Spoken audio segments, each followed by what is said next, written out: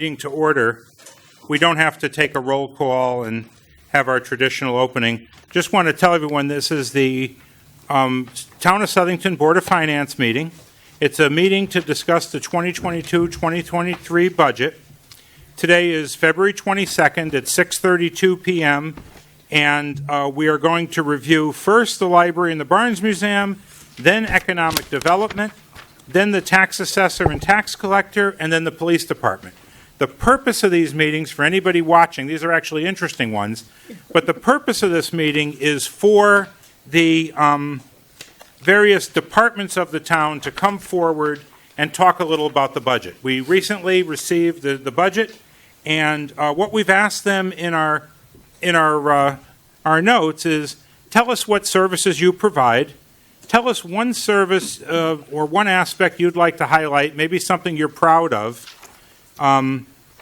maybe something someone doesn't know that you've been doing and just want to bring it to the public. What have you done to drive effectiveness and efficiency in this year's budget? In other words, what's new this year versus last year, so we just don't have a repeat of the same year we had the year before, even if that year was pretty good. We don't want to repeat it, we want to get better. And then just to provide an overview of your budget request, noting any new services or service levels, meaning did you do something new or did you do more of something you already done? You did it better or more effectively, more efficiently, with more customer service in mind. Tell us about that. Tell us about any new spending so we don't have to hunt it down. And then any notable changes in your budget. If something structurally changed, to tell us. And that's what we're asking for here. And of course, we appreciate everybody from the town departments. We appreciate the leaders, the staff. I think it goes without saying, I'll speak almost for everyone here, or if not everyone, and Joe, who's not here, who's going to watch it on tape, or stream it afterwards. But we do appreciate every single person who comes to work, works hard, and tries to bring their very best to the town. Those people are certainly appreciated by all of us on the Board of Finance. So thank you. And let's start with the library and the Barnes Museum.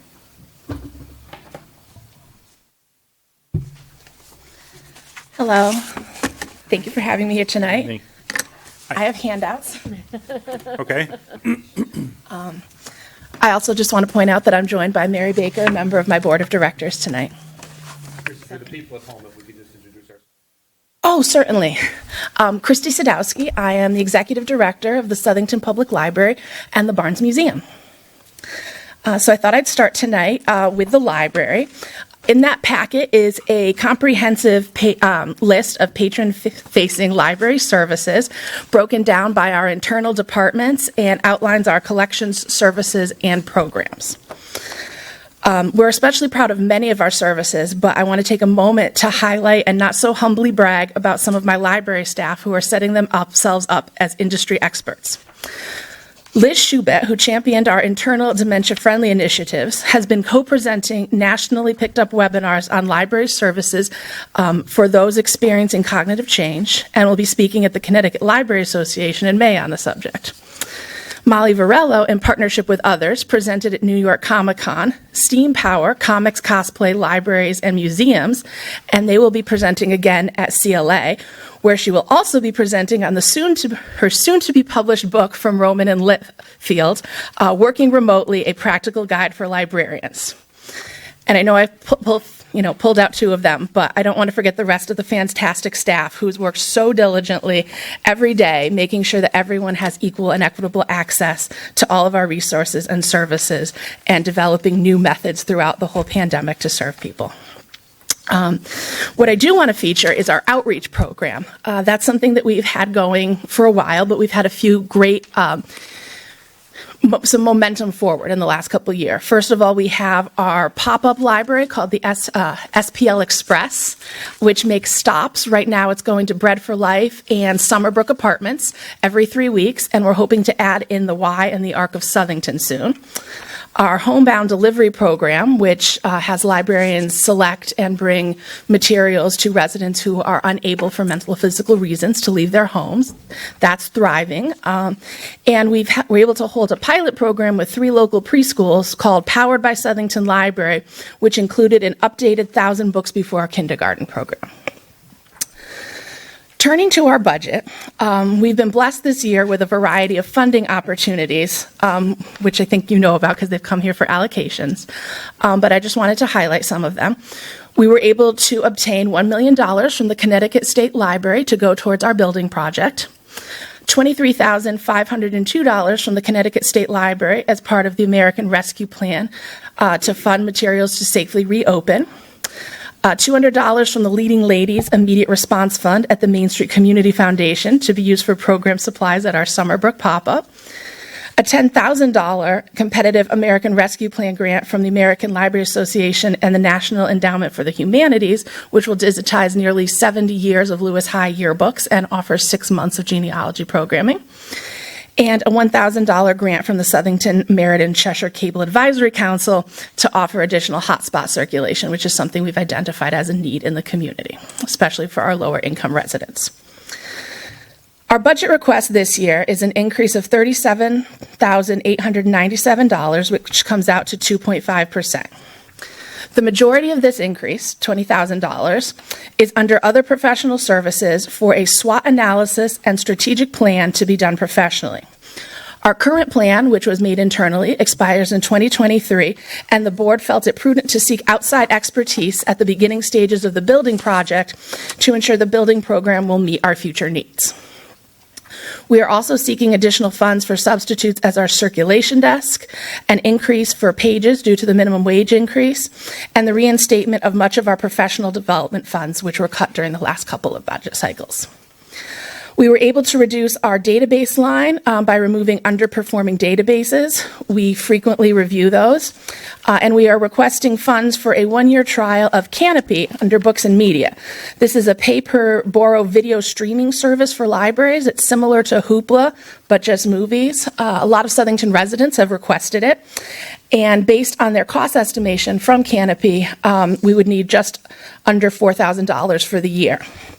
Cost of DVDs and Blu-rays has been increasing over the last few years, and it's still a highly used collection. So rather than dive straight into streaming, we want to do a 1-year pilot, half funded, hopefully with a request from the town, and the other through either the Friends of the Library or one of our other revenue sources, until we determine if it will affect physical circulation.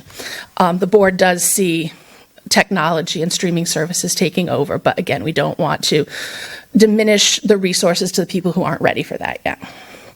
And other changes relate to our annual increases from our vendors, the PC lease, things like that. So, would you like me to jump into the Barnes Museum or pause here for? Let's pause with the library for a second if anybody has questions or.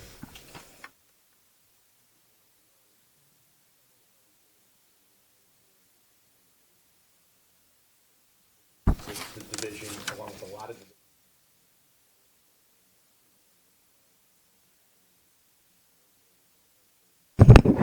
They are in there. They're in for contingency. So when you look at these budgets, you'll see that there's money elsewhere. Obviously, we don't. You know what it is. Exactly. Yeah, just a quick question. So, temporary wages, the reason it's gone up 20 grand is because of pages. Part of it, yes, is going to be the minimum wage increasing $1 per hour, and I think there's something like 30-something hours per week in the budget for pages. And then also, as we've been getting busier, we need more assistance at the circulation desk. We're not quite at the point where we need a whole full-time or part-time position with 20 hours a week, so we were able to squeak in another 10 hours a week. So it looks like pre-COVID, after COVID kind of. Yeah. Okay. Yeah, we go. Thanks. Sure. Christy, I have a question. I've had this question for a long time, but I just want to get a little clarity around it. The 47,654 annual library visits, what constitutes a library visit? That's someone who enters the building. It's based on a patron counter that assesses, the number of entrances and exits, and then So that's about 152 people a working day. if you say there's 52 weeks in a year times 5 or 6 days Yes. in a week, if you're open on Saturday, Yes. and that's the traffic that's going in there? I mean, I can't, It's- by day, it's different when you divide a number. It could all be Right. coming in on Saturday, but on average, you're saying 47,654 Yeah. people walk through those doors through the daily counter. Yes. Yeah. We see much higher on Mondays. And of course, when we have our programming back in person, it can get up to 300 to 400 people in a day. And generally, Fridays and Saturdays totter around 110. So that Okay. includes a little bit of pre-COVID numbers. I haven't done the But analysis by day. it is people. It's not Yes. somebody online, like when Canopy goes live, somebody online who clicks out a rental of an online resource. These are humans. Right. going to the So library. with Canopy, it would count as a circulation. So that would fall under digital circulation materials, just like In the Hoopla. 231 number, 231,000 number, Yes. that somebody used some service. Yes. And that's the assessment you used when you said, I'm going to discontinue some of these, you call them databases, but Right. you discontinued some stuff that really wasn't used, and you're trying to put into play some stuff that may get used more. Correct. Yes. We try to do an assessment of that almost yearly when we're doing the budget, making sure that it's still being, we try to give it a year or two to, publicize it and see if it's going to get that usage. But if it doesn't, take on, then, we misunderstood what the need was. Or in the case of one of our databases, Creative Bug, that did really well when it started. But since then, Hoopla, which we also participate in, has offered a different crafting course through that. So people are just using that one and we don't need duplicate. So, And many of us have to rely on you to tell us, because or at least I'll speak for myself only. My vision, I've been in the library, used the library, but I'm so used to having at home the internet, resources, iPads, several PCs. All this stuff is in my house. I could access a lot of things. So when you come forward and say we still have public computers, we help to get a grant to bring internet access into certain areas. Yeah. Tell me a little bit about a part of our population that may not have access to technology. So you're almost saying that exists.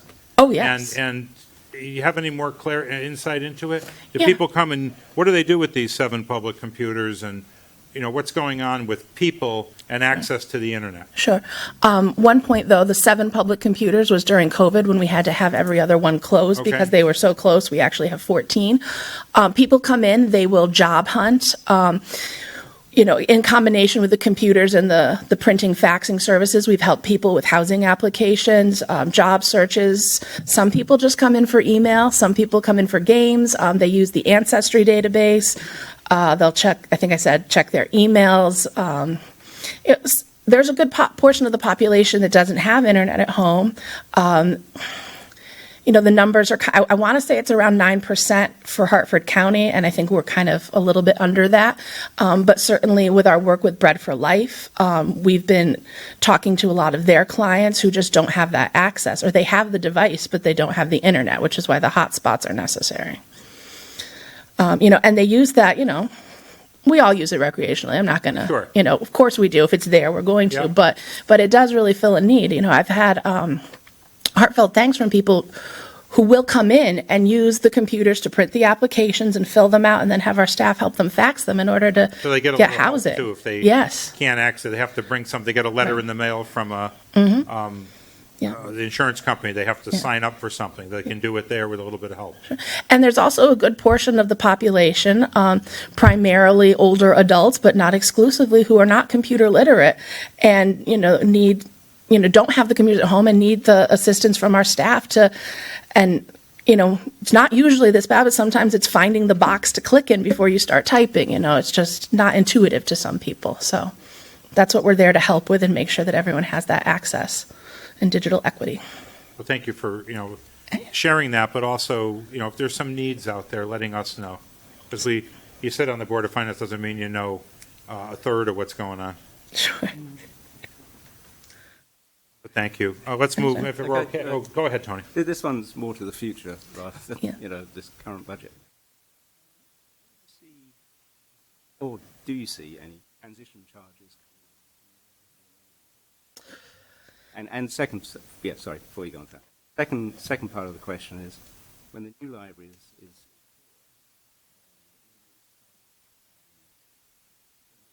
funding for bigger clientele, Right. want more customers. If you could answer those questions. Sure. At this point, I'm unaware of any transition costs. Of course, there will be some moving expenses when we make that final move from the current building to the new building. But I believe that is worked into the project budget that we presented a year ago. With regards to increase in services, it's hard to say at this point. The building committee, while they have met and done their RFQs for construction manager, I have a stack of them on my desk back at the library. We don't have finalized plans. They haven't decided if they're going to go with the concept design or if they're going to alter it. And what we'll look for in terms of staffing is sight lines, and try to work with the architect to make sure that we have as many sight lines as possible so that we don't have to worry about extra staffing. If I'm being beyond blunt, we are talking about enclosing a teen space, so there might be some part-time staff needed to just adequately supervise that space in the after-school hours. With regards to utility costs, our systems are so inefficient right now. I'm hoping it's going to be a wash, but it's a little premature for me to really guess on that. Okay. Yeah, thanks. Appreciate it. Yeah, when I have more, I'd be happy to come tell you about them. Understood. I'm there often, and I see so many different things that I mentioned tonight. One of those is book clubs. Yes. And staff members that run book clubs for people participated in one of those and thoroughly enjoyed it. And so many things, so many times. And I don't think I've ever had to wait in a line of more than 3 people, and even that's done efficiently and with a smile on the face. So I appreciate all of the staff that you and how expert they are. Thank you. I appreciate that. They all work really, really hard, putting patrons first and making sure, that their needs are met. So I appreciate that. Thank you. All right. So the Barnes Museum. So briefly on services, we're currently offering tours 3 days a week and 2 Saturdays a month, both by appointment and drop-in. We have a robust calendar of events each month. There's a couple examples in your packet. The events both engage and inform the community. Some of my favorites have been the Movies on the Lawn, which we're expecting to do a summer series of, and Leela's Halloween Birthday Bash, which was a community kind of get-together, bring your kids, see what the museum offers. It was unfortunately a very cold, rainy day, but we still saw well over 100 people coming through, and I think the program is just going to keep growing. Our mission is, of course, to preserve Southington's history for future generations through careful preservation of the Bradley Barnes homestead and the contents of the homestead. There's much work to be done in that regard. Proper collection storage, collection management, which, for lack of a better word, is kind of inventorying everything and assessing its status. And restoration is needed for most of the items. This is work that our curator is very capable of doing and will continue seeking additional funds to see. What I'm especially pleased with is the programming, as mentioned before. But our curator, Christina Volpe, wanted me to talk about and highlight the work of our volunteers and interns. This fiscal year, we've been the beneficiary of much hard work by the Stellar students who digitized and colorized many historic photos in the collection, photo slides. We've also had 2 interns from local college programs. One this past fall assisted with cataloging the letters and correspondence of Bradley Barnes, it's a lot of it, and wrote a paper on the Barnes family and the early benevolent Christian societies, which has been distilled into a blog post on our website. Another intern is currently working with us to catalog and identify the pressed glass goblet collection as a decorative arts intern. This is really exciting. They were able to ascertain that if you've been in the Barnes and there's that beautiful goblet room, conservatory center, there isn't a collection like that within about 7 or 8 hours of driving distance, and even then we have a few more than that. So it's really going to be quite a draw for the museum once we can do a little bit more scholarship on that. So please stay tuned. We're hoping to have a preview of this intern's work and our plan around May on our website, and maybe even a presentation with someone who knows a lot more about it than me in March. And finally, we have one last intern who has been with us since last summer. She did an exhibit on prehistoric artifacts from Connecticut at both the museum and library in September, and will be showcasing her research into Alice Bradley Barnes in March for Women's History Month. I touched on grants and funding earlier, and just for a quick overview, we received $6,073 from the Connecticut Humanities and the State of Connecticut for the Connecticut Summer at the Museum program. We also received a $10,000 600 grant from CT Humanities with funding provided by the Connecticut State Department of Economic and Community Development from the Connecticut State Legislature to be used to increase our audience and further our preservation efforts. Combined with that from the library, that's a total of $1,051,375 in grant funds awarded thus far this year. We're also putting emphasis with our museum services on visitor experience and regrowing our tour clientele, expanding program offerings, and stocking our gift shop with meaningful and relevant items to generate additional revenue. One of the pages in there shows a comprehensive budget that includes our 303 revenue account and grants for next year, which is blank at this point, but hopefully we'll fill in, just to show how we are trying to look to the future, and we anticipate as our revenues grow, we'll be able to request less from the town from our appropriation. This year, the museum and the board are requesting a 1.26% increase, which equates to $1,575. We're seeking $255 for organizational membership to the Connecticut League of Historical Organizations and the American Association of Museums. And we're introducing an advertising line to help us increase our audience attendance and revenue. So that would cover a quarterly ad in Southington Citizen and a $1 per day Facebook marketing campaign. And I just want to highlight again, we are doing our best with marketing right now, finding free sources. We were named the Record Journal Citizen's Choice for Best Museum this past year. Christina was interviewed by local TV on Friday and will be receiving her own monthly show on ICRV radio starting in March.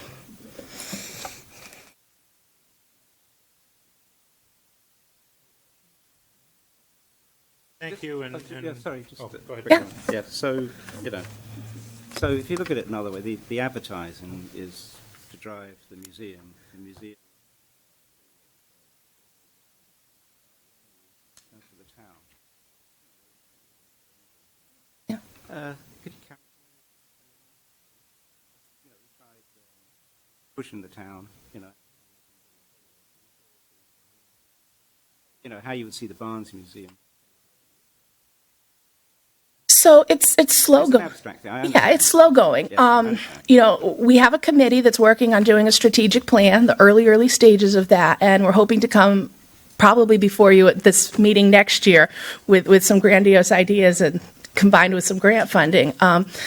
But we really have quite an impressive collection. There are very few museums that have the breadth of what we have as original artifacts, and that's very valuable. So we need to establish ourselves as an authority in the field, and that's part of what we're hoping to do with the pressed glass collection, is take something that is well thought of and fairly rare, and then bring them in and show them the other things. Once we've kind of established that, bringing more people in for tours. People have been very hesitant with COVID. December, we used to get in close to 1,000 people, and we were probably under 100 this year. But the summer at the museum, when we did that national program with the state, so what it was the governor through CT Humanities and had funding for if you let Connecticut residents, children under 18 and one adult, go into your museum for free, and then the grant funds are supposed to cover it. But, we didn't have a curator at the time. We didn't have any full staff over there. So you had to be open a minimum of 8 hours a week to get the money. So I sat over there with these 2 college students that I found who were fantastic. The comments we got about their tours, were great. But, there was a time where we had like 4 tours going at once. And we try not to let them walk through the museum on their own, obviously, because there's no security in place. I shouldn't have said that on public TV. But, it got very busy. So when you get those programs and that national publicity coming in, it really did make a difference. And that's, we're planning for a robust May through September, October, where we know the weather's going to be nice and we can move things outside, and really try to make it a community space. We're hoping to see a little bit of revenue with the Taste of Southington. We're also hoping for some partnerships where if we refer, they come to the Barnes Museum and we refer them to a downtown restaurant. I know we had a couple over the summer who came to make soap at Bradley Mountain Farm and then showed up to see us. So there's some cross promotion in there. By the way, the glass thing, my daughter-in-law was very impressed with that. She spent an hour looking at the glass. Yeah. Especially the light coming through, the windows. And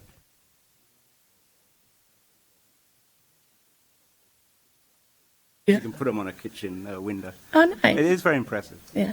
Thank you. Thank you. Thank you. Thank you very much. Appreciate the time. Thank you, Kristen. Thank you, Mary.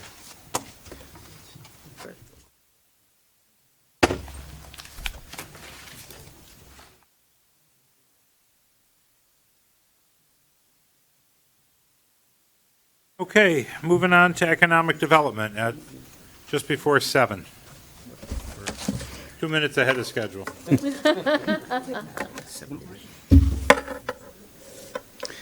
Good evening. I'm Lou Perillo. I'm the town's Economic Development Director, and I want to thank you for this opportunity to explain what our office does and some things that the people might know and some that they might not, and some things that are coming forward. Our office consists of myself and Seal Kelly. You should know Seal does a remarkable job in maintaining the flow that's within the office, and she's great with people that come through. Our office is tasked with primarily commercial and industrial development and large-scale mixed-use development, brownfield redevelopment, and other facilitations that help grow our tax base. If you look at the overall development of the town, you see a tremendous amount of residential development. And the land consists of the majority of which is residential. We're very proud that we're able to maintain the tax base from a percentage standpoint in coordination with the land and grow it in relation to the residential growth. So if you look at the land comprises about 5 to 7%, and that's equal to what we're able to do. And we have a lot of help, and so it goes without saying. The finance department, planning and zoning, building department, we're all a really great team.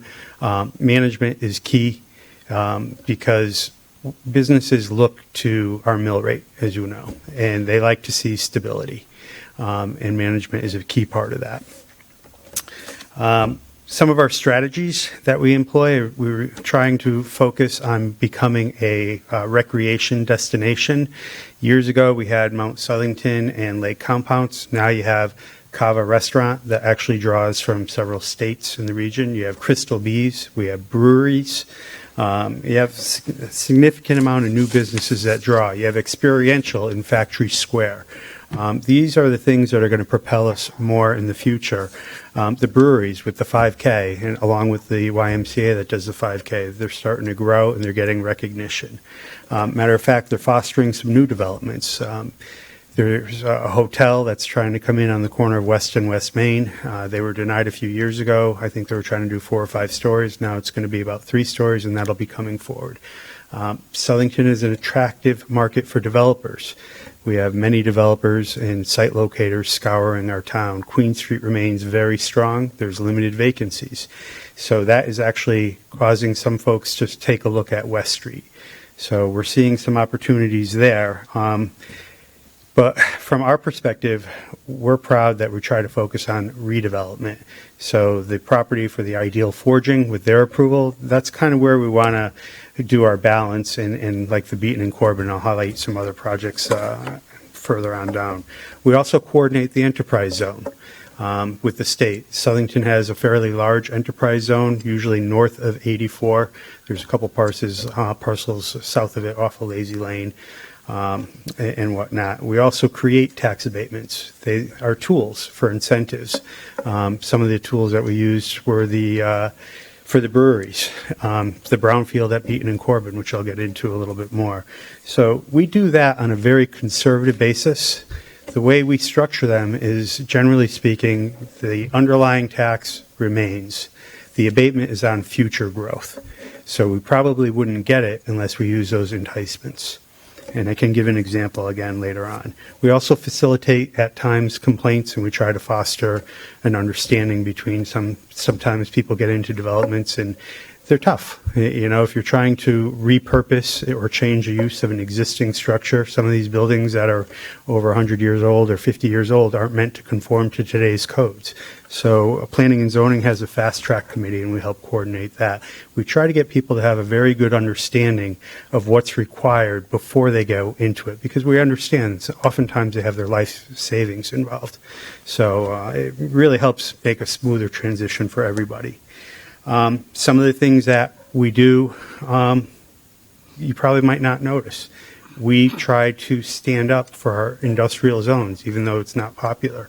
On Curtis Street, there was a developer who tried to make it 25 residential homes. Maybe it fits there, maybe it doesn't, but we were trying to protect the heavy industrial nature because we have significant demand. And that demand helps foster services that everyone in our community needs. You might not think of it, but if you have a tree stump that has to get hauled off, it might be cheaper because we can take care of it in Southington at Supreme Forest Products rather than having to haul it 20 miles away. You know, so, and it's actually very interesting. There's so many new initiatives with energy, battery storage, the anaerobic digestion facilities and whatnot. So it's like you take a look at it and it's like, not in our regulations, how do you try to attract it to our community? You know, and one of the reasons that it's important is it's jobs. Where you see jobs, you see strong growth in your residential turnover rate and whatnot. When the jobs disappear, oftentimes the residential sales and the values can go down at times. So we have a really good balance in Southington. And again, it's teamwork for a lot of folks. Let's see. Some of the other things you might not know. Spring Street widening project on the intersection with Spring Street and Queen Street. There are 2 lanes now exiting onto Route 10.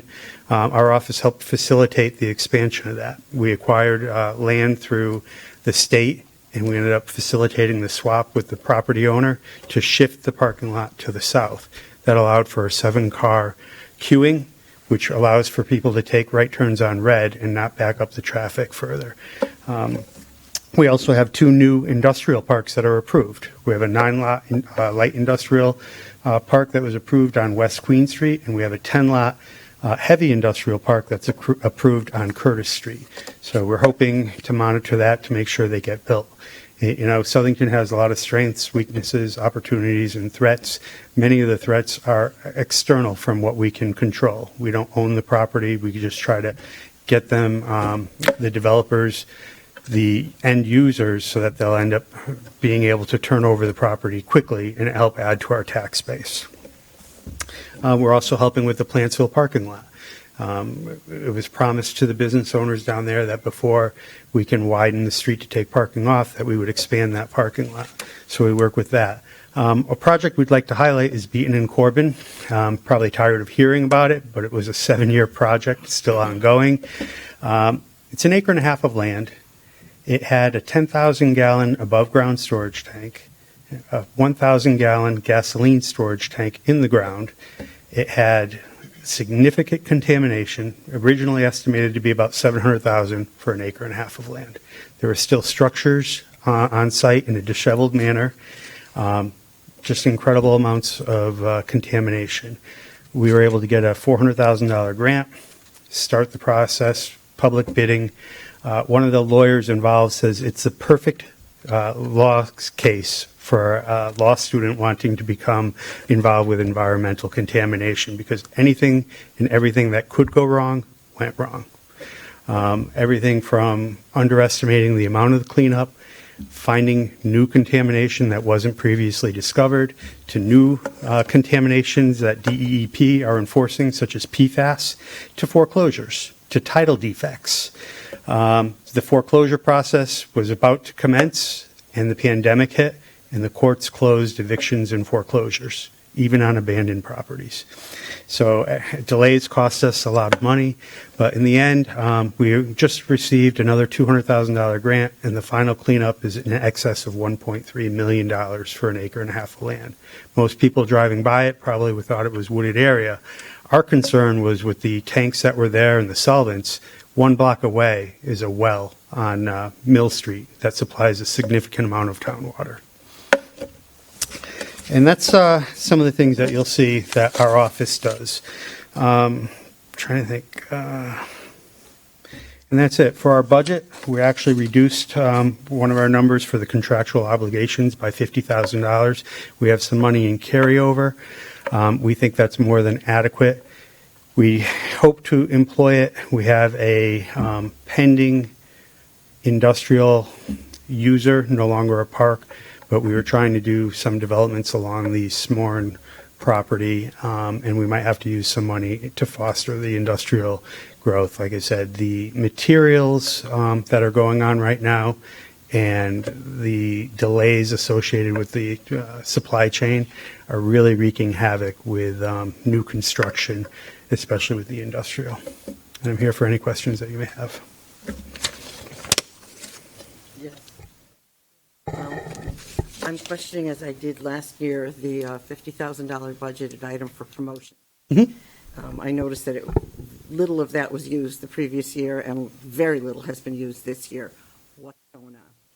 We actually had a carry forward from the previous year of $28,000, and I believe $16,000 this year. The strike committee awarded a marketing program to a local business, and it was decided not to carry it forward. We're going to take it back to the strike committee to see what new initiatives might be, and that's why it's in there for this year. Okay, thank you.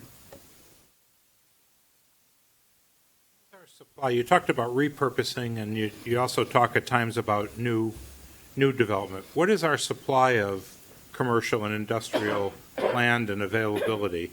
And are we getting close to the end, or do we still have adequate supply of land for those purposes?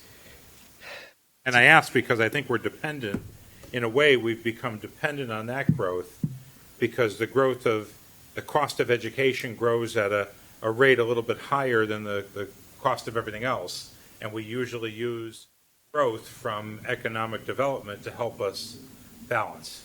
So what point will we run out of that economic development? It's a great question. One of the reasons we tried to protect the zone for heavy industrial on Curtis Street is just that. We have more demand than supply. So that those 10 lots could easily be marketed. The issue that we're facing now is when we originally started working on this about 18 months ago, the cost of material, the availability of the sewer pipe, everything went up. So when you're looking at developing it, it becomes questionable. And at some point in time, we have to see if the town's going to offer some assistance, how to do it fairly. We have several tracks, but we don't own any of them. We have large tracks. That's the other issue. And again, we don't own them. And some of our regulations are a little bit more stringent. If you look on our West Street corridor, which is our greatest opportunity, it's very expensive to develop. So I think we have from a supply standpoint, right now, we don't have enough supply to satisfy what we need, especially existing buildings. Existing buildings, if they're priced right, sell remarkably quick. We have site searches going on right now for about 30 to 40,000 square foot buildings, medical office. We cannot satisfy it. We do not have the availability of ready lots. And that's what the problem is. Smorn Farm was proposed to be an industrial park. We worked on that for several years. We have done layouts. I think you will see that go to one user now. So the 3 or 4 people that we were lining up, we have to go somewhere else and try to find the lots. The 9-lot subdivision on West Queen Street is a light industrial use. There's significant amount of wetlands. And even though it's 9 lots, it cannot satisfy a 40,000 square foot user on most of them. They might be able to combine 2 lots to get it, but with the wetlands, it probably wouldn't work.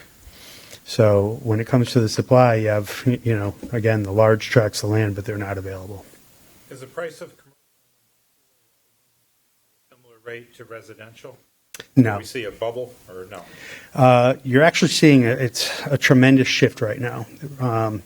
Residential is rising quickly, although the new numbers are showing less increase in growth, but still rising.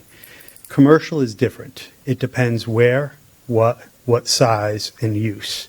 So, for example, office use, especially office use on the second floor, is available, and the prices are actually coming down. It's going to be interesting. Some of the studies that are out there now, when Hartford starts calling back workers in March and April, they're wondering about the absorption, if they're going to have partial work from home, no work from home, or 100% work from home, or transitional. So you might work from home 2 to 3 days. They're looking at smaller footprints for absorption. So they're expecting, I think it's 17% vacancy rate now. They expect it to increase. So, but when you look at industrial in Southington and in the Hartford corridor is amazingly strong. You're starting to see industrial rates really catch up to commercial and certainly office. Our concern on some of the threats, when you look at that, is we have 3 major office buildings. What happens when they come in if they're not fully occupied or the rates go down? Will they appeal their taxes and actually lower the existing tax revenue on some of those things? That's why it's paramount to strike when we have opportunity. We don't like to necessarily see new land taken for new development, but sometimes that's our only option, or you're not going to see the growth. So it's a tough call, but we are strongly in favor of repurposing Ideal Forging, 250 units on a $10 million cleanup site on top of the $4 million that was already spent. So unfortunately, there's a tax abatement, but you have to do it to get it back up. So there's a proposal on West Street that's coming back for 250 units. It's about $54 million of investment plus another $5 to $10 million in commercial. It's probably the highest and best use for that particular parcel of land because there's wetlands, a water easement, a transmission line easement, and topography issues. But again, it's new space, and you can't tell a developer to go, we tried to say, there's a great opportunity downtown, but it's a completely different market. So Lou, this follow-up question I have is, where does Southington stand for available land for residential development? It seems like the last 10 years, neighborhoods built, popping up all over Southington.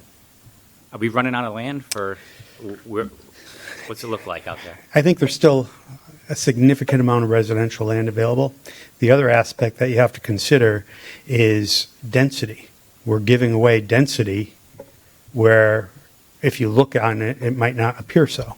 So like the 250 units downtown, would you have ever conceived 15 years ago that Ideal Forging would be 250 units? West Street would be 250 units. If the developers had their way and our zoning was easy, we could develop West Street for residential. I don't think the corridor could handle the traffic. Again, traffic is an issue. Let me correct myself. I think the amount of traffic that would be added would lead to significant congestion, and nobody wants the congestion. We can handle a certain amount of traffic depending on how you restructure. But if you don't restructure the intersections, it gets to be difficult. But so, for example, to answer your question, I believe there's a parcel coming up on Meriden Waterbury Road. If it could be 3 houses, do you turn it into 16? We have that arch zone 55 and up that allows a certain amount of density. We have the open space regulation that allows a certain amount of density. We also have a deficiency in our affordable housing. So you get on an acre and a half of land on Liberty Street, you're going to get 20-something units. So I hope that answers your question. And then you might have opportunities for repurposing as well. I mean, a long time ago, when the Hartford Insurance buildings were vacant, again, these are some of the things that no one might know, we had a chance to attract a super Walmart and or residential. And that wasn't something we were favoring because we knew the value of those office buildings over time. The super Walmarts are very interesting. If you look at the cycle of the super Sams, they actually closed a lot of them. We had a fierce battle years ago when I think Super Sam's, McDonald's, BJ's all wanted to go on Aircraft Road. And first off, That's a corridor where you cannot add a multitude of retail shopping in a condensed format. From Queen Street to I-84, there is nowhere to expand for the congestion in the pileup. The queuing just isn't there. It's as wide as it's going to get, and the stretch is too short. So when they came forward, they wanted to tear it down, and the developer would have made $10 million. And we fought it. And now you have Economy Spring in 286,000 square feet, 300 jobs. You have 3PL worldwide in over 100,000 square feet. I think there's only 134,000 square feet available, and there's somebody with interest on it. So it's that repurposing. And, years ago, that was $3 a foot to rent that space.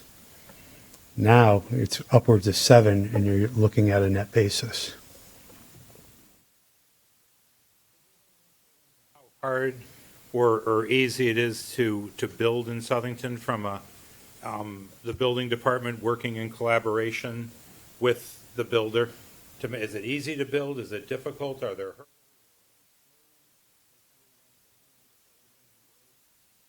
Are we getting better? Are we where we need to be? Where are we? I think you have to understand expectations. When Southington leads the state in development, people expect things. They have a different responsibility than what the building department has. I think the building department does a tremendous job of what they're responsible to do. The influx and the requirements that are required are tough. They're not, again, when you're trying to change an existing structure, you have to do an as-built of how it is built, how you're going to change it, and then what actually occurred when you're changing it. Our building department goes out several times to the same property. People want to call up and say, I want the building inspector to come to my house tomorrow because I have a closing, or I have company, or I have this, or I have that. There's a 30, 60 day. If you look at other towns, how many building inspectors they have for the volume that we're doing, I think our building department does a phenomenal job. Are there some concerns at times? Sure, absolutely. But when you're looking at the volume, it's pretty heavy. And I could tell you a lot of it can be personality. Sometimes it's the personality of the developer or the builder. Sometimes it's the personality of the actual inspector. But for the most part, I got to tell you, for the volume that they do and the problems that you have, squeaky wheel gets a lot of grease. You could have one person call several people, and they'll call other people. But for the most part, if you look at what we spend on that staff and what they do, we have fully dedicated person to read plans. We have 3 inspectors, I think, now, plus the main building inspector. We have FOI requests. People don't realize that. Years ago, a company would send someone down to do some of the research. It's cheaper to pay 25 cents a page, stay at home, and do your FOI requests. That takes a person out of the queue. You call to complain, and if you call 5 times in a day, they have to get back to you. Sometimes if you're just allowed to do your work, you'll get it done. And a lot of times people don't think it's a big deal for this or that. Why can't you let that little 2-inch step? Well, if you're a person that has an issue or you're in a wheelchair, that 2-inch step is very difficult. So they're doing their job.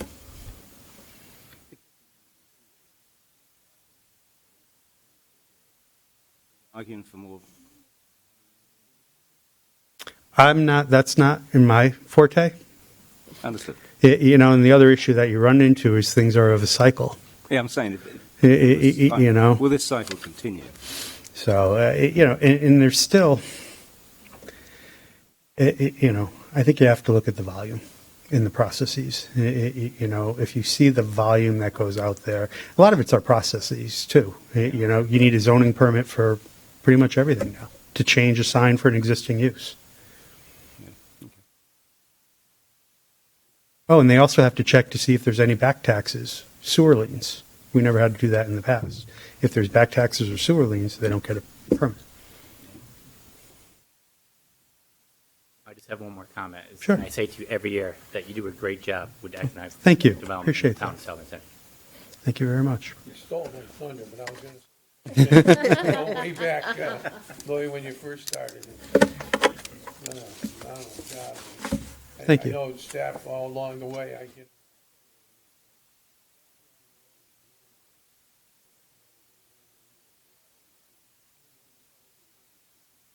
Well, thank you very much. Thank you. Thank you. Thank you. Okay, next up, we go to tax assessor, tax collector. Good evening. My name is Teresa Babin. I am the Director of Assessment and Revenue. I oversee both the Assessor's Office and the Tax Collector's Office. I think we'll probably start with the assessment side, since that's where it kind of starts. The Assessor's Office right now is currently undertaking pretty much one of our biggest tasks, and that is to receive applications for elderly homeowner relief. So that application period opened February 1st, and it continues until May 15th. So we have a steady stream of elderly homeowners coming in and providing us with documentation to confirm their eligibility for exemptions on their real estate. That is one of our biggest tasks. The other, of course, bigger task than that is to gather up all of the increases in value in town since the prior assessment year.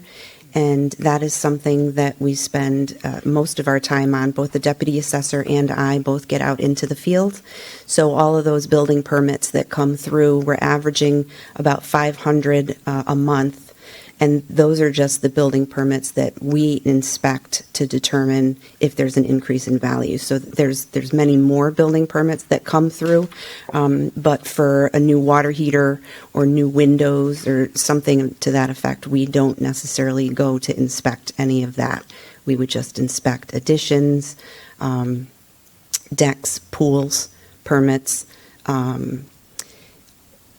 basement finishes, things of that nature that would definitely increase the value of the property. So we spend a lot of time ensuring that we get out to those properties. When a building permit comes through, we like to go out and see it from start to finish. So there is a chance that we go to the same property 2 or 3 times also. Especially with the new construction, we like to get into the new construction when it's just the studs so that we have open access and we can do measurements properly. We can take photos of the interior at that point also. That's not something we do once the home is inhabited. If you're going for a finished basement, that we don't take photos at that point. It's only when the house is not occupied that we can do that. We have struggled with full staffing for about a year now, but we hope to get that taken care of by the end of this fiscal year. Hopefully by July 1st, we'll have someone new in place. I have to say that the assessment staff has been doing a great job in capturing all the value increases, as well as helping the taxpayers with personal property declarations that come in, with submitting their proof for motor vehicle adjustments, with the elderly tax abatement requests. We have a lot of title searchers that come in, so they do field a lot of requests over the counter and over the phone. And when we're down a full staff person on a perpetual basis, it's definitely more difficult, but it seems to be something that we're almost getting used to at this point. It's still a lot of work, but we do it with a smile, and we want to help anyone any way we can. We still have to refer many people a week to the John Whitesell Municipal Center when they come in looking for the building department. So we have to provide directions, and it's something that we have to handle multiple times a week, unfortunately. But we're willing to help. So that's what we do. As far as the budget goes, I haven't requested very much. As a matter of fact, the budget for the assessor side has gone down. The only thing you'll see traditionally since I've begun in this capacity, I have been decreasing the overtime pay. I have been decreasing what else? Seasonal wages. We don't have the need for that. I have put a stop to The overtime, it's not to say that I wouldn't pay if it was necessary, but we have streamlined processes. We have made things much more efficient in the office, and we are able to complete our job duties at the end of the day, a normal 7-hour workday. So we haven't had the need to pay any overtime. And I'm pretty proud of that. It's just a testament to the diligence of the staff that we have. Everything else going down here is basically a decrease. Even our gasoline expenditure has decreased because we only have one vehicle now that we use, and we split that between the two of us that get out into the field. That's something that we can easily do. Office supplies has increased this year pretty significantly due to the contract that CAAO, which is our assessor, the state assessing association, has entered into with J.D. Power, who has taken over, or they've acquired NADA, so it's now J.D. Power. And where we used to just pay for the books that we use to value vehicles, now they are charging us a fee per vehicle. I think it's like 55 cents per vehicle on your grand list.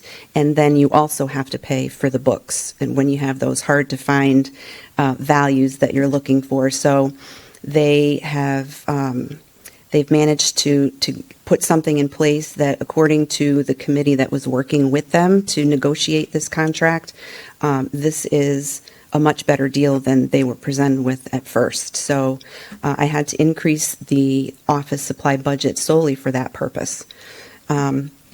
And everything else down the list is at a zero increase. So the one thing that I didn't mention is that under contracted services, there is a 0% increase, but since we do have a remainder of that budget, things at the Superior Court are basically at a standstill. So I have at least 10 tax appeal cases that are still pending from the 2020 grand list. We haven't even had our first pretrial meeting.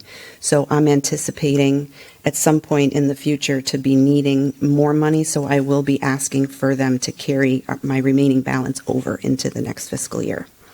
But other than that, that's pretty much it on the assessor side. If you have any questions for me.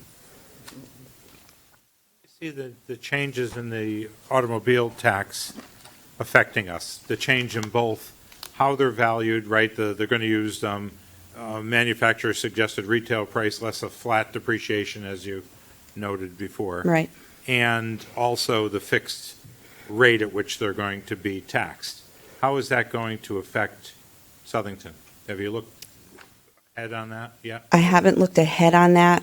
I know that the purpose of doing it that way is to help the taxpayer, so that there's more Taxpayer in any Waterbury, town. Bridgeport, Hartford, and somewhere else. Yeah, I mean, our values are not going to change much.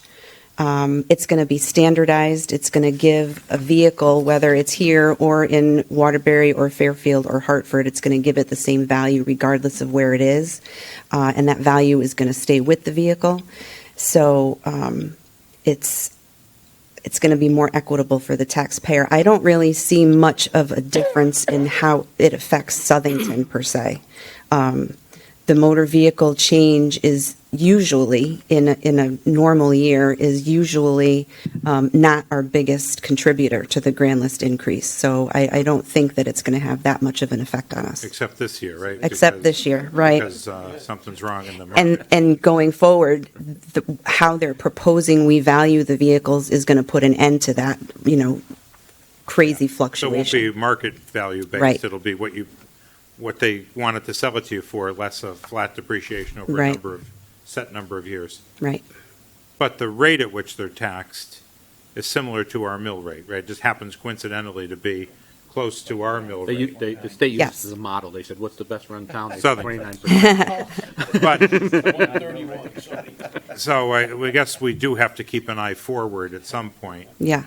and say, how will this whole schema affect us? And I have to say it because it's all well and good, and I think I said it to a couple of people. It's all well and good as long as the state continues to pay the buffer anything above 29 mils. We've been around long enough to understand that that's just going to be an immediately shift from what it would have been for motor vehicles right back to real estate, and that's going to be saying that around the state right now. It has to doesn't affect Southington as much as it will affect the bigger cities, because that's a big number that they're getting. But the fact of the matter is that there's a track record that doesn't always work out for The municipalities. bigger cities tend to like the way Hartford governs a lot more than the well-run city of Southington. All right. I got to have somebody laugh. There you go. We'll leave it But at that. I do, for the folks, though, it is important to note that this year, you may see taxes on a motor vehicle, which is normally a depreciating asset. This year, a lot of motor vehicles have appreciated, especially SUVs, pickup trucks, right? Right. Certain, you expect every year the value to go down at roughly whatever tax rate we set. Your car taxes go down over time because your car gets older and, more towards the end of its life, except this year. So I think people have to be aware of that when they see their car tax bills. They should understand it. Then next year, the whole new schema comes, and we'll figure it out then. Right. But, all right, we have no more questions on assessor? We'll go on to, Thank you, Teresa. Thank you. we'll go on to, Tax collections? we'll go on to collections. Sure. So that's the flip side of the assessment, where the assessment is determining value, placing value on assets in town. The tax collector's office is charged with collecting the tax revenue. And this lovely pie chart that we have in our budget document shows us that property taxes account for 82.2% of our annual budget. And the tax collector's office is responsible for collecting that money efficiently, accurately, and on time. So we have decreased our staffing by one full-time person. That was effective this past July. And we have distributed those job duties to ensure that when we have that part-time person come in, she actually has work to keep her busy during the day. So we have been able to reduce our payroll line item, and that process seems to be working out pretty well. We are also trying, we have to begin the process of changing our credit card vendor, because there are a couple credit card vendors that I have in mind that work for the taxpayer, that give us the opportunity to have these taxpayers opt into paperless billing, should they want to do that. The current vendor does not do that. There are vendors out there that will send reminders to taxpayers that have opted in to receive these reminders when their taxes are coming due, when their taxes are in jeopardy of becoming delinquent. So that is something, I would consider that a service. We're also going to try and utilize a vendor that can hopefully give us a lower percentage rate that is charged. The vendor currently charges 2.45% of whatever's charged. And for someone that wants to put their credit card, their real estate taxes on their credit card, that can be a hefty fee sometimes. So we are Hefty fee to who? To a us or hefty them? fee to the taxpayer. You say if you're going to use a credit card, we're going to upcharge you 2 point Yeah, something percent. and they'll see that come through as a separate charge on their card, and Okay. they are given the opportunity to opt out. If they're at home and they're processing this payment with a credit card, there's a big disclaimer that says the fee will be X. If you would like to continue, hit this button. If not, exit out. Okay. So they're made aware of what the fee is going to be and have the opportunity to opt out if they should so choose. So we're hoping for a vendor that's going to be willing to offer us a lower interest rate that these taxpayers have to pay. So we're looking into getting that done. And I'm hoping to be able to set a couple of demonstrations up before July so that we can see what they have to offer. And as far as service, again, it comes to polite, kind, courteous, efficient service. That's the best service that we can offer the taxpayers of Southington. I mean, it's usually never a happy experience when they come in to make payments. There's always a comment that, we have to entertain, but we try to do it pleasantly, and that's the best service we can offer. Is the comment typically that they're just upset over having to pay high taxes, not a comment relating to the service? the process by which they pay their taxes. It's Nope. just taxes in general are a bad thing. Never a comment as to the service. In fact, this past July, when the tax office was at its busiest, I believe the town manager's office fielded a couple of compliments. And I have also received compliments from other people that when they see me in the office, they get my attention and they want to make sure that they are able to tell somebody that they're happy to. They're not happy to come and pay taxes, but if they have to do it, they like coming in to see our staff because they are so welcoming. So it's normally a Connecticut comment. It's never a Southington proper comment. And it's usually people that are already moving down south or, I can't wait to move out of here type of thing. But it's not a Southington related. It's the state of Connecticut, unfortunately. So I can go to the tax department budget, which again only shows an increase of 0.8%. So the wages, as I said, we removed a full-time staffer. The seasonal wages are going down. The overtime pay is going down. The meal allowance is going down. Everything else is a zero increase except for dues and conferences because effective January of 2021, tax collectors are now required to get recertified. So they have to accumulate 50 hours of continuing education credits during the course of 5 years. So those of us that are certified, where we used to be able to just skate by and get occasional emails, now they actually have to attend things and put the time in to accumulate those 50 hours. So that means more of my staff need to attend these things, so I had to increase the budget to account for that. Is that a state thing? It is a state thing. Assessors have been required for many moons, but the tax collectors have been trying for years to get OPM to accept their suggestions in terms of recertification, and it finally passed and was made effective January 21. Any questions? Back to just the real property assessments, 5-year and 10-year. What's the difference, and where are we in the cycle right now? So the 2020 This grand... is for the folks. Yeah, the 2020 grand list was our last revaluation year, and that was what they call a statistical revaluation. So we sent out data mailers. We're looking for the taxpayers to help us out understand how many bedrooms they have, how many bathrooms they have. We have all that data on our CAMA system, which is computer-aided mass appraisal, but we want to confirm that it's correct. At the end of the day, all we want is for the data to be correct. So we requested that they fill them out, correct anything that needed correcting, and then those that came back with changes that needed to be made, we had our revaluation company go to a certain percentage of those, as well as properties that had recently sold.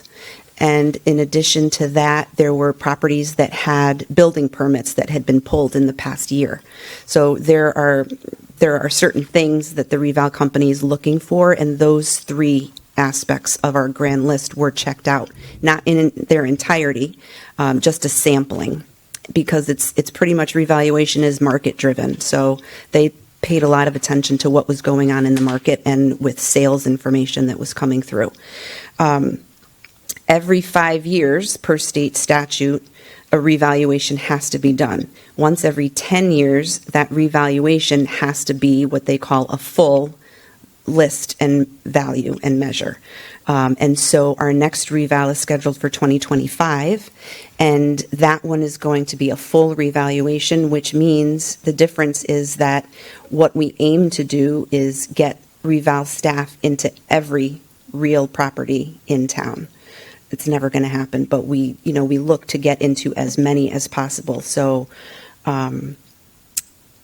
it should be a very equitable process. There's going to be a process by which if no one's home at one particular time, they'll leave a note and ask them to call to schedule a revisit.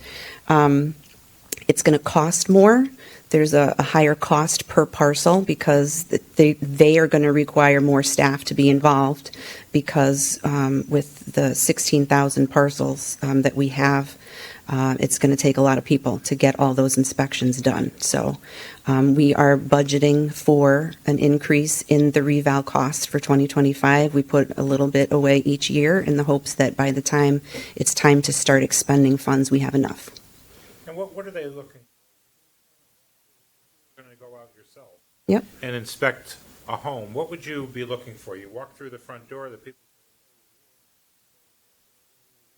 It's actually going to start on the outside. We want to look at the sketch, and we want to make sure that the sketch accounts for all the juts and the angles and the measurements.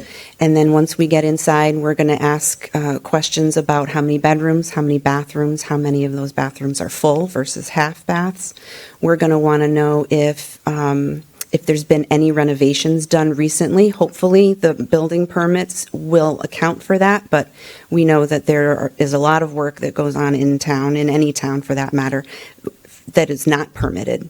So we are going to look and we are going to realize if it looks like there's been a major renovation, a partial renovation, we'll account for that. We'll look at see if there's a finished basement, and if there's a finished basement, is it could someone live down there if they wanted to? Is it that nice, or is it just, concrete floor and a couch and a TV?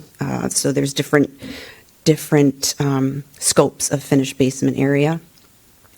And that's really it. You're looking at it to value it.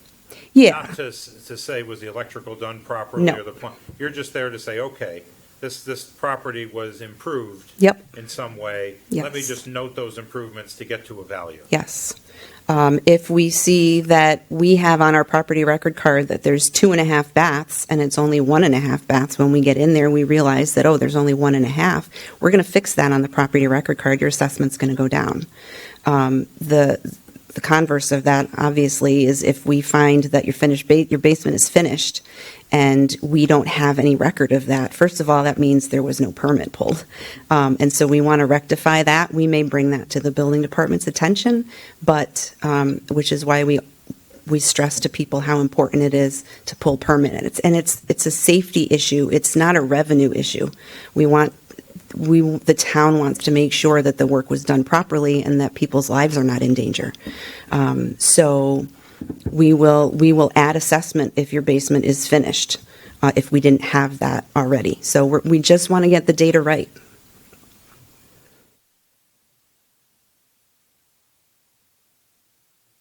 Yeah. And thank everybody for, who deals with the public and works on all these, because it is a controversial issue. Taxes, how they're calculated. It is. How they're collected. So thank everybody who's on the front lines of that. Thank you. Thank you for sharing all that with us. Have a good night. Okay. Now we move to our police department. And we're 15 minutes ahead of schedule, so it's all good.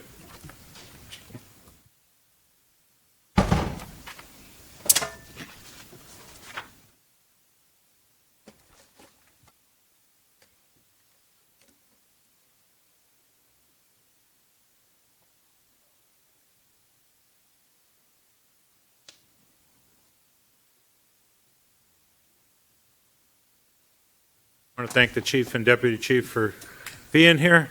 Hope they enjoyed the other presentations. Oh, love them. Chair, could I provide some documents, please? Yes, please.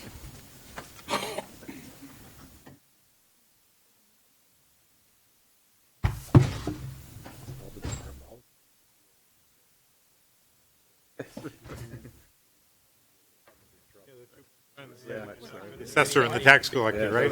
Those are every department's best friend. Yeah. Can't make the payroll without them. Right.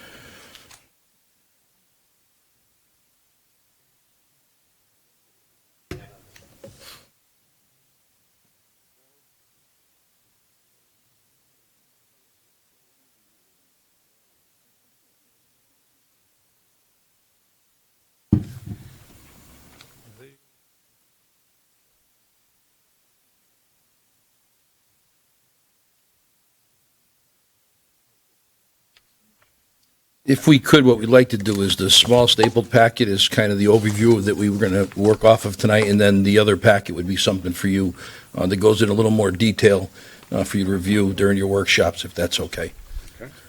I'd like to take this opportunity to thank Chief Daly for allowing me to present the budget tonight, and thank the Board of Finance and members of town staff for listening. So services that the Southington Police Department provide. As we go through changes in law enforcement over the last couple of years, one thing remains consistent is our mission of the Southington Police Department to be an active member in the community, and it also supports our full-service approach. Chief Daly has been speaking about our full-service approach for many years. It's kind of our flagship, our foundational statement. And what it centers on is working with the community members actively rather than reactively in response to neighborhood crimes in an effort to address these issues at their source. Our patrol officers interact with the residents day to day, face to face, and business people, allowing them to build relationships of trust. Trust now more than ever is very important. As a result of this trust, citizens feel more comfortable working with us to ensure the safety of their communities. The partnerships make it possible to address issues such as crime, people in crisis, quality of life concerns, youth-related problems, and a focus on identifying problems before they escalate. And an example we always use is, we may receive a call from a parent and they're having their child doesn't want to go to school, they don't know what to do, and they call the police. And some people could say, is that really a police matter? Well, when we get there, we try to help because we don't want this to escalate as the days from not going to school continue before something violent happens and we're at the door. So that's kind of the cornerstone of our full-service approach. And the trust that it's built with the community, is nothing short of outstanding. And an example is our partnership. We were looking to replace our AEDs, which are our defibrillators for medical calls. They were almost 14 years old. We partnered with the Rotary Club and through the Bradley H. Barnes and Leah U. Barnes Memorial Trust that's handled by the Main Street Foundation. We got over a $50,000 grant, which we're going to have a check presentation at the PD on Friday, weather permitting. But that just shows that when we were looking to how do we replace these AEDs, do we ask it as a budget item? We reached out, and when we realized we couldn't apply for the grant ourselves because we're not a 501(c), we contacted our partners in the community, and they said, sure, we'll help you. So I think that validates what the chief and the rest of the officers in our organization try and do on a daily basis. So highlighting police services, I want to talk briefly about the Auto Theft Task Force. Back in February of 2021, Chief Daly and town government created this Auto Theft Task Force in response to our high volume of motor vehicle thefts and burglaries within the town of Southington. Initially, it started with 4 patrol officers and 1 patrol supervisor. As the unit progressed, adjustments were made, and we currently have 2 officers assigned and 1 patrol supervisor. Year to date, the unit has made a total of 35 arrests, stemming from approximately 72 incidents. And what happens in auto theft, a lot of times the courts will allow us because they happen one right after another, so you could have multiple arrests with the same person, so they allow it to lump it into 1 arrest warrant. So in these arrests, we had 29 different suspects. 6 were adults, 23 were juveniles. And when we look at a comparison, a total of 6 auto theft-related arrests were made in 2020 prior to the start of the Auto Theft Task Force. The task force is also, we've been contacted by other police departments who've actually, Cheshire PD assigned a couple officers to our task force for a little while so they could get theirs up and running to see how we were doing it. Some statistics, if we look in for 2021, we had 215 vehicle burglaries. We averaged 18 per month. In the first 2 months of 2021, we had 37 total. If we look at 2022, I know we're only less than 2 months in, almost 2 months. We've had only 10, which is 5 per month. So there's a significant drop so far. In stolen motor vehicles, we've had 64 in 2021, which was a little over 5 per month. The first 2 months we had 5. We've had 6 so far, so we're averaging 3. in the comparison. The new thing that is on the horizon is stolen vehicle parts. It's the catalytic converters. In 2021, we had 115 of them, which was about 9.5 per month. In 2022, we're not even through 2 months. We've had 39, which is 19.5 per month. And out of the 39 incidents, we've had over 100 catalytic converters taken because some of the victims were businesses that have multiple cars. So even though you have one incident, we had one where there was 18 or 20 stolen at one time. So the Auto Theft Task Force also looks into that. But the value of the task force concept is what we want to talk about next. Let's say if we fast forward 6 months from now, and auto theft is kind of at a good point, we're trending down or whatever. What's validated the Auto Theft Task Force concept is we had a community problem that was really affecting everyone, the quality of life in our community.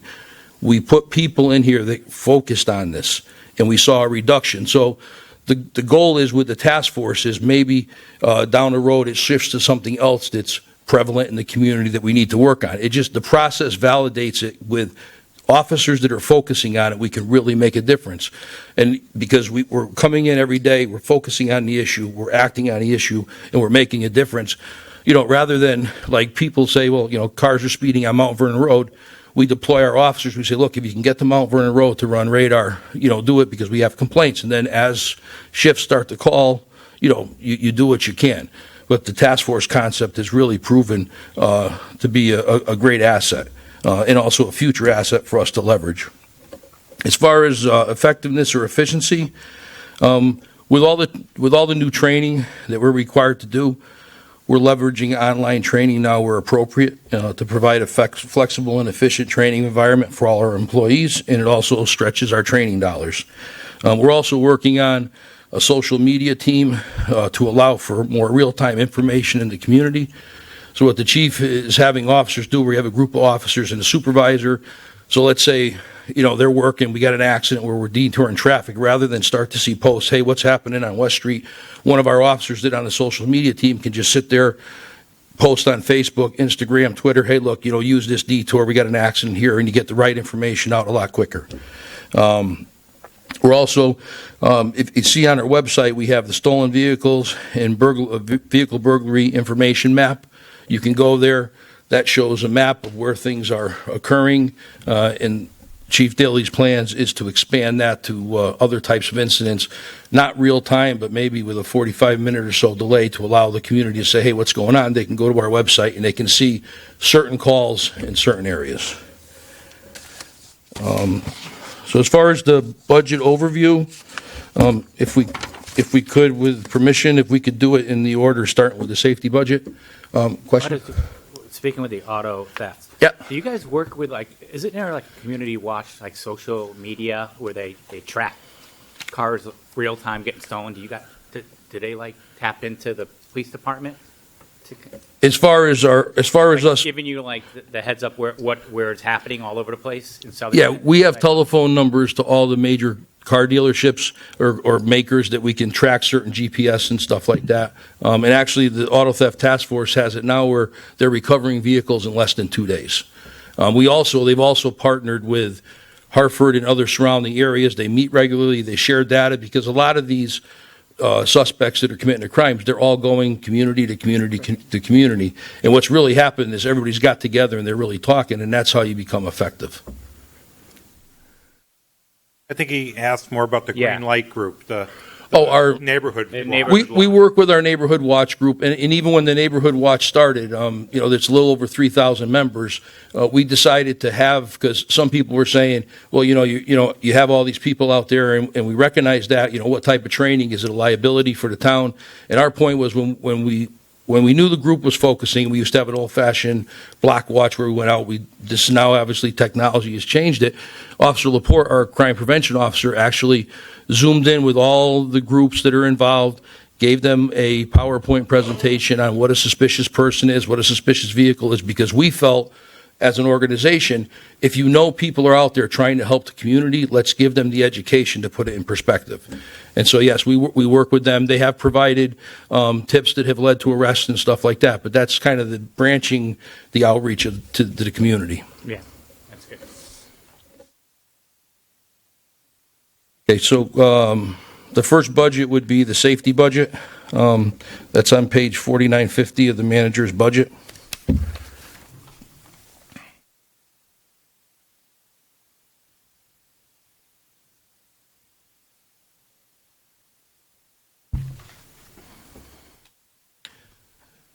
That's being submitted with an 8.07% increase, or $5,473 for the upcoming fiscal year. The main drivers are the epoxy paint increase in program supplies of $4,100. The cost of installing a video traffic loop detector out of equipment maintenance. The town has a project on North Main and Hobart, and they're replacing the traffic light, and instead of putting the loop into the pavement, they want to go with a video monitoring system, so that way there, if they do road construction, you're not paying to get it re-looped. So they looked for us to cover $2,293. And then utilities were reduced $1,000 based on the 3-year average to try and offset what we were requesting.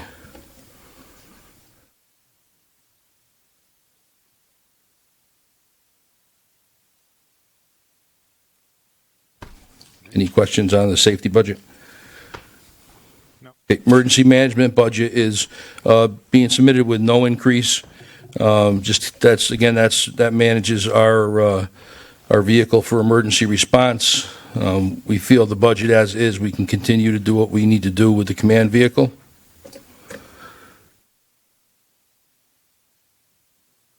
Okay, central dispatch, that's page 53 to 55 in the manager's budget.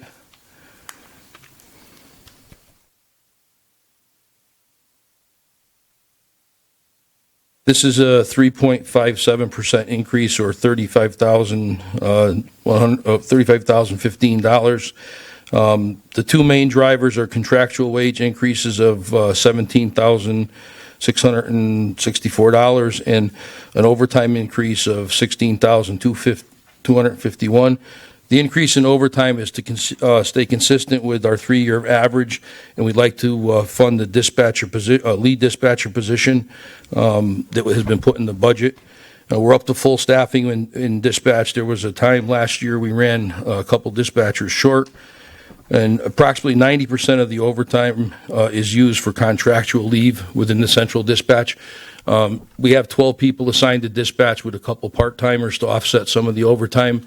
But if someone takes a day off, we have to backfill and replace, and we allow one dispatcher off at a time. So it's not like if we're running 3 dispatchers, everybody could have a vacation day, and they all get it approved. We allow one dispatcher off per shift.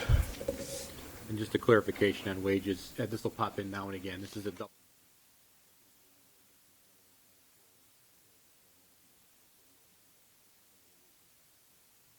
That was in your contingency, so that's why it should. Do that a couple of times during the budget. Question on the overtime. Yes. But the overtime has gone up. Could you speak up, please? Sorry. You've articulated you're trying to, you have to do certain things, right? But those certain things were last year. Because last year, what we started to do, I think it was the last budget, we used to run 6:45 to 10:45 with 2 dispatchers, but with the increase like we talked about last year, we added another 4. Now we're on 3 dispatchers from 6:45 in the morning till 22:45 at night. And also, that affects that is the raises. The double raises will affect the overtime also. Thanks. Animal control budget, that's page 131 to 132 in the town manager's budget.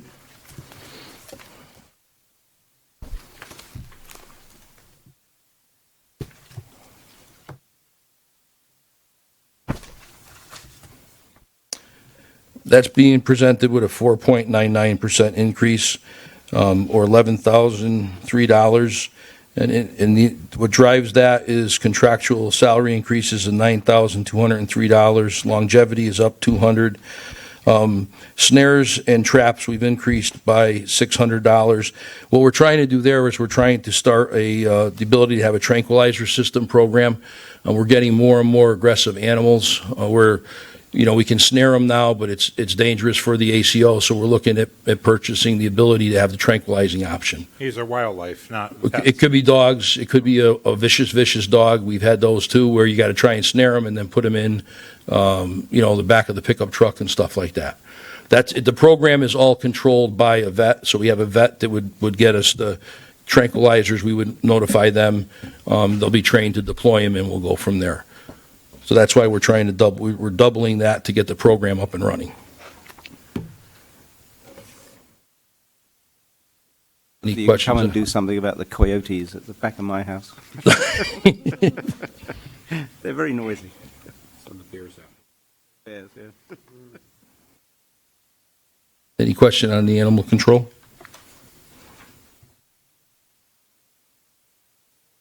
Okay, the last budget is the police budget. That's page 43 through 48 of the town manager's budget.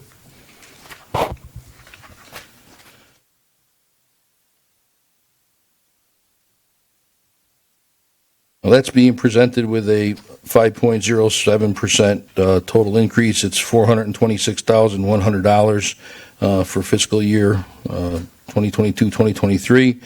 $276,393 of that is contractual, and $149,708 is operational, which we're calling operational as things that we're increasing not due to a union contract. So again, as far as operationally, we are asking for 2 additional patrol officers, which has a budgetary impact of $98,007. What we're trying to do is when we created the auto theft task force concept, we initially took 4 officers out of patrol. It's now 2 officers. We want to get back to 40 officers in patrol. So right now we have 38 assigned plus the two task force officers. So we're looking to move back to 40 officers assigned to patrol. And we're looking at a staggered entry. So if they were to be approved, we would put one on in September and then one on in January to try and save a little money in this budget as we move forward. In the other documents, we looked at different approaches as far as for our staffing. We looked at the town's overall growth. We looked at a per capita growth. We looked at the workload assessment and flexible minimum staffing approach. And what we kind of tried to create, some of it is benchmarking, but when you'll see in the document I provided that we looked at all these different areas, and they all varied in numbers. Some said we should have a total department of 78 officers, which we're currently at 70. If we were to get 2, we'd be at 72. Another was 59 officers assigned to patrol. Another one was 48 officers assigned to patrol. What we try to do is we looked at it all these different ways, and here's the data that we have. It's all in your document, and we're asking for 2, which we believe is reasonable. Because people could say, okay, you could benchmark and say if it's 1.8 officers per 1,000, that doesn't mean you're using the officers efficiently. Chief Daly and I both agree, but we tried to get the benchmarking stuff that's out there, some data-driven documents to say, okay, here's something that here's a picture of what they're saying, and we're asking for 2, which we don't feel is unreasonable. Longevity increased to 7,800, but longevity has been removed for future hires. Tuition is up $3,000 this year. That fluctuates. That's contractual. We have 2 officers that are continuing their education, so that's why we had to raise it. I did quickly. Under regular salaries, what does the 12-month officer, what does that Under where? mean? Regular wages. On page 43. Oh, I don't have the town manager's Oh, it budget. says 30. It's the steps. Those are different. Huh? Those are steps. Yeah, the collective bargaining agreement has steps for police officers, and those are 3 different steps.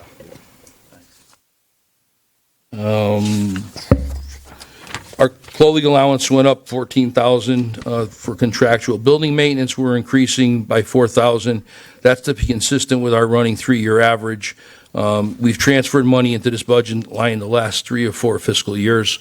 So we're just trying to get that up a little bit based on the data we have that we're spending each year. Utilities we increased. Again, that was because we, to get consistent with the 3-year average, and we had to transfer money into that last year. The special response team, we increased it $28,962. That's going to be a 1-year increase like we did 5 years ago. This is for our regional team, ERT team's bulletproof vests. It's not a vest that we can get through the grant. It's a vest that stops rifle rounds and stuff like that. It's a specific vest to be worn outside by the guys that are on the ERT team. And every 5 years, we have to re-up them. So 5 years ago, if we look in the budget, we came before you and asked you, and we're here at that. We're here at that 5-year point again. The next one is the Taser lease program. Our tasers are getting to be end of life. So that $10,381 increase will get us from. Our contract ends February 31st of 2023. It'll get us to July 1st of the next budget cycle when we'll ask to re-up our lease for our tasers. And you pay an annual amount? Yes. Yep. It's $16,896 annually for the last 5 years. And those are the things that if you break them, that's all part of the lease. Yep. Like the radio. The new cruisers and equipment, we're looking at a $7,107 increase. That's due to the cost of the cars increasing. We were initially told it was $300. Now our vendor has told us the state bid's going up $500. This is just for us to redo our new cruisers. As we know, the body style changed in 2020, 21, and 22 are now the same, but 2019s and down are different. Our energy PC lease, that went up $979. That's due to the service increase. That's a fixed rate. And our radio system lease payment, we increased by $1,920. That's to allow for the 2 additional portable radios if we get the additional officers. Any questions? A couple of questions. The first is, you gave a presentation here, and you asked for, 2. You said at the time, you would require some more downstream. But you gave us a set of metrics, some data on, what you should have, depending on the amount of crime, depending on the type of, various metrics on various things. Has any of those changed? Actually, the updated metrics are in that document. Yeah. What I was hoping to give you an overview, and then when you reviewed that, if you had any questions, for the chief and I would be available to run it through. They're relatively the same, but they've changed slightly with calls for service and stuff like that. What we are finding too, and it's in the report, if you look at like some of our, say, domestic violence calls, statistically they may be the same, but what you're seeing is an increase in the amount of time that we're spending on the calls now because of different paperwork they're required to do. A couple of years ago, the state, they passed a dominant aggressor law, which is very good for domestic violence. But what it is now is the officers have to go in, look at history. We try to determine one aggressor for one arrest. So you're seeing the increased time on scene. Our emotionally disturbed people, those are going longer now because you have the de-escalation that you're trying to do. That's the right thing. So there's a lot of things now that we're doing that takes longer, and we're also committing more resources to calls for the simple reason is if I was going to arrest you, and let's say that you look at me saying, you know what, I don't think that Officer Palmieri can arrest me. If we have 1 or 2 other officers there and we're trying to de-escalate, you start to get the numbers in your favor because the person is probably going to say, wow, there's 3 officers here now. Why put yourself in a situation where we have to escalate it? Same as a motor vehicle stop. When Chief and I were on the road, I stopped someone for DUI, start getting them out of the car, start doing field tests. Well, we've learned now that that's when a lot of problems come. That's when fights come. So wait for backup. Once you have 2 people on scene, then you can start to process it better. Because 99% of the people we deal with are just really good people having a really bad day. And so if we can stretch things out, we become more effective, and it's safer for the officers, it's safer for the community. Okay. Second question on overtime. When did When did the program start where the police officers out of flag duty, for traffic, as part of the deal that was made to bring the police officers over to the... That was 23, so... July 1st, it doesn't- 2023. Yeah. All right. Yeah, it doesn't start yet. That's for the program for when the town, yes. Doing town projects, that's going to be July 1st, 2023. Yes. Question. What kind of additional help you with de-escalation? Well, the majority of our officers are trained in CIT, which is crisis intervention training. Last year, we brought in an instructor that did the whole department with de-escalation. We also have a sergeant that's certified in de-escalation, and they review the training every week, every year. So we probably spend about 12 hours of training each year, and there in the packet there is a training metrics that show what we have to do. But we're also looking to do more training in de-escalation, because what people are doing now is they're looking at the totality of the call. Where you may see, take something as simple as, where do you park your cruiser when you're going to an alarm? Well, sometimes we get complacent, you're pulling up to the front of the alarm, then something bad happens. What's happening now is people are saying, okay, something bad happened, the chief pulled a gun on me, or I shot the chief, or whatever, it looks like it's a good shoot, but people are starting to look at it saying, okay, Officer Palmieri, why did you park your car right in front of the business to let him know that you were there? If you had parked your car like you were trained, a couple houses north, you could have started to de-escalate the situation. So there's a lot of training that's running around with de-escalation. You're going to see we're doing more training even with our hand-to-hand, because we're looking at now, rather than having one person trying to bring somebody under control, if there's multiple officers and I say, okay, through our training, we have to arrest Mr. Leary, I got the right arm, you got the left arm, you grab his right leg, it's going to be a safer way of doing it. And that's where a lot of the increased training is coming from. And we have to, and de-escalation is a good thing. And if we go through all those reps, I mean, sometimes it doesn't work, but that adds the time on too. Do you do more training on talking people down? That's the main focus of de-escalation, would be to start talking to people, let them vent. I mean, sometimes hey, if we can sit there and, we go back and I just want to sit down, I want to do something, I want to have a drink, or I want to finish my coffee before, you take me to the hospital or you place me under arrest, okay, have your coffee. Because if you can drink your coffee and I can get you to come to where you have to go, that's a win for us. So that's the stuff that adds on to the call, but it's also beneficial to everybody's involvement, because if we don't have to go hands-on, the officers don't get hurt, the subjects don't get hurt, and the community is better served. So that's why you're going to see, when you look at the metrics, there's a lot more training than we're doing now, and there's a lot of refresher training too. Do you see a need for? No, I believe we have a good handle on it, and honestly, town government has been very supportive of our training. I mean, Chief Daly and I spelled it out in there, the training that we're doing, and we'll continue to do it as we need and let everybody know. There's nothing where we're lacking training. It's just building the programs to meet the changes and stuff like that. Thank you.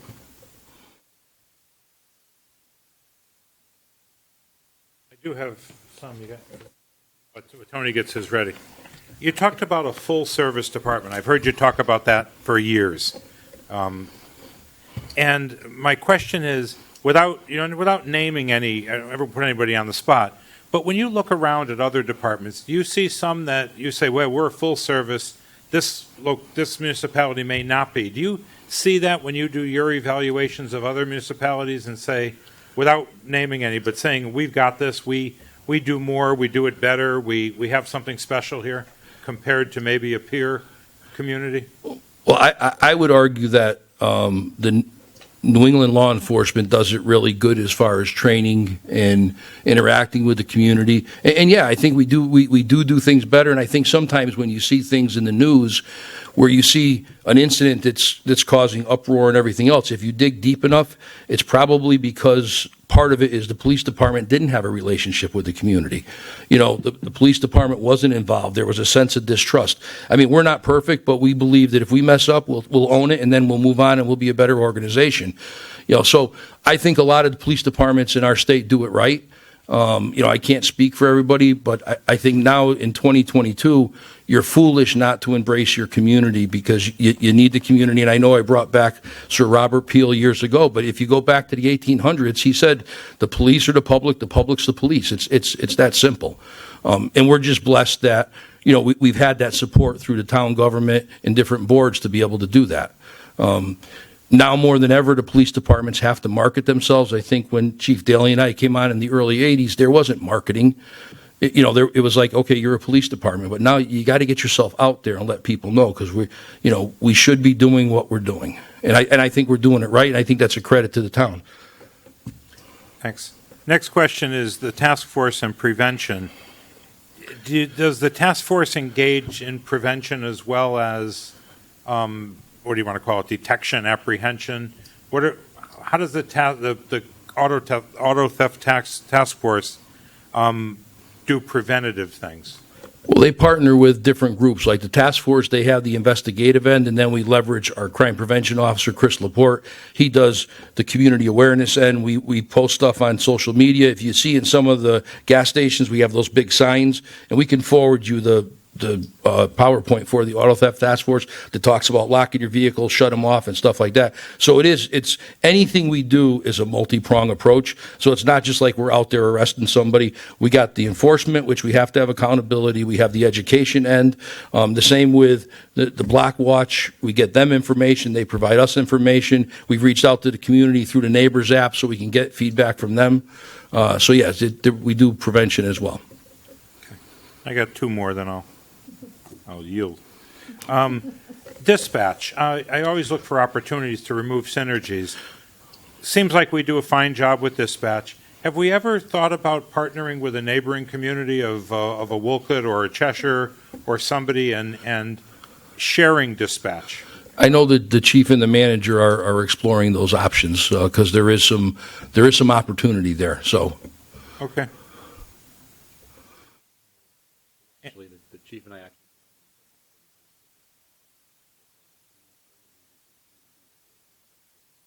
Might be a win-win, if There are certainly other towns we wish to talk to. and forfeited property. Do you encounter forfeited property taken under the Connecticut statutes that we get possession of items to sell or use or keep, or what do we do with it? yeah, we do. We have an asset forfeiture. We have two accounts, one state and one federal, and we do get some monies. We haven't had years ago. We used to have an officer assigned to the DEA task force, which brought back a lot more money than we're getting now. But you also lost the officer out of your organization, so we don't have as much money coming in as we did say, maybe 10 years ago. About 10 years ago. So we leverage whatever we can and get it from the state.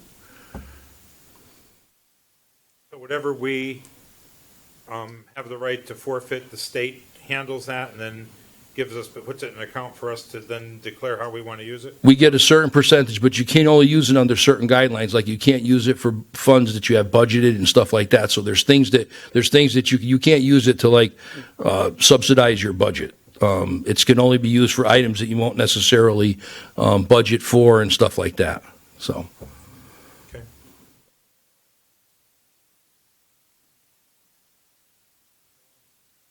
Thank you, Chief. And Thank you for your Chief, time. for being here with Thank us. And Thank you. if we have any questions, we'll put them in our question grid and get them out to you. And thanks for being there every day. Thank you. There is one item that the director and I would like to talk to the Yeah. board about, if you could. Some of you have been around a long time. Do remember what we call our 27th pay period. It's come around again. So the director's going to explain what the 27th pay period is and how we're going to handle it. And I'll promise not to, I'll rest my case on it before I even start. I've spent hours on it. Actually, the last time, I believe it was the 53rd pay. Yeah. When we were getting paid weekly, back and there then, was a 53rd pay. So basically, this fiscal year, we budget on a cash basis for payroll purposes. So for our payroll, there's 26 pays, regardless of when the pay is. This fiscal year, we have 27 pays. so we have an additional pay. In reality, or in actuality, I should say, we've already paid our employees 27 pays in 2020. Because for calendar purposes, that time frame has already occurred. But for fiscal year purposes, it's actually occurring this fiscal year that we're budgeting for. So we looked at our numbers, we looked at what we have available, and currently the 27th pay will cost the town $773,000 approximately. You won't find it in the budget because we've determined that we're going to be able to reallocate funds to cover that this year and then carry it into next year. And how we handle the 53rd pay, which is what we're going to do with the 27th. It would be, we budget it all in one account, so there'll be one payroll that'll get charged to that specific account, because we don't want to artificially increase everybody's payroll account, and then the following year, we're looking at it going, it should be higher. So that there's no confusion, that will be a separate line item. Believe me, I spent hours. It's just Depends on like how many Fridays there are in a year. Yeah, Exactly. yes. Exactly. Every other Friday. Yeah. Basically, Leap it's year. just that the first Friday. I believe we said it happens every 8 years now. No. Well, we talked about a sinking fund for it. And we determined I not wanted to abolish it. I felt that the price we would pay to abolish it would be worse than the savings we'd get from abolishing it, and I agreed to drop it. But we should put a sinking fund in. Okay, can Yeah, I yeah, think go I'm sorry. What we had determined is, yes, we had discussed a sinking fund. If you're paying weekly, it occurs every 7. Bi-weekly, it occurs every 13 years. So now take 773,000 divided by 13, and we determined that wasn't worthwhile to set it aside in that fashion. So we just sucked it up. I find my spreadsheet. I will. You get Hey, paid Tony. every other week. I know, Yes. but you've got 52 weeks in the year. There's 26. Correct. But there's So- not always 52 But- Fridays in a year. Right. Sometimes it's 53. But it doesn't matter. I mean, Correct. And it's just when that pay period falls. It just happens to fall all in the same year. well, why do you When- change? Then the following year would It's be just Tony, 27. It's going to catch up to you no matter Tony, what. Yeah. the state and federal government have the same thing. So all we want to do, Every company but the- thinks it's on a bi-weekly. the positive note of this, Everyone does the it. positive note of this is that we felt that we did not want to put this on the taxpayers with Yeah, I the Yes. current budget. We felt that based upon the revenue reviews that we've been doing,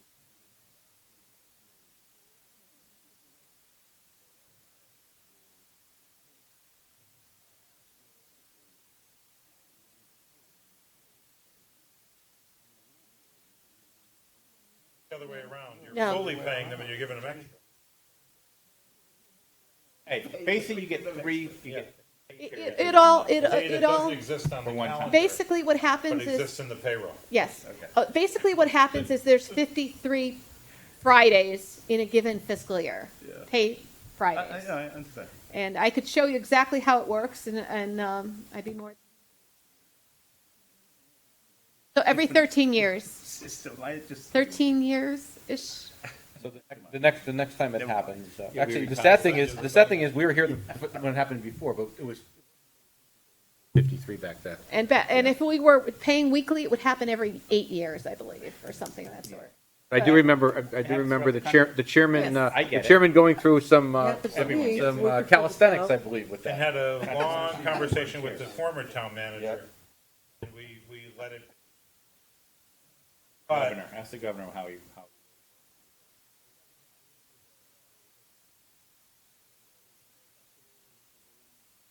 Just the way the days we have fall. an extra day Yeah. in February, whatever. But what we have to consider is the fact that we budget on a cash basis, so it depends on what fiscal year that Friday falls on. That first Friday is actually for the previous year. Right. Okay. But It's even 2 if weeks you from did the previous accrual year. basis, you would still argue the same argument. Well, the accrual, It doesn't change. It may change when you pay it.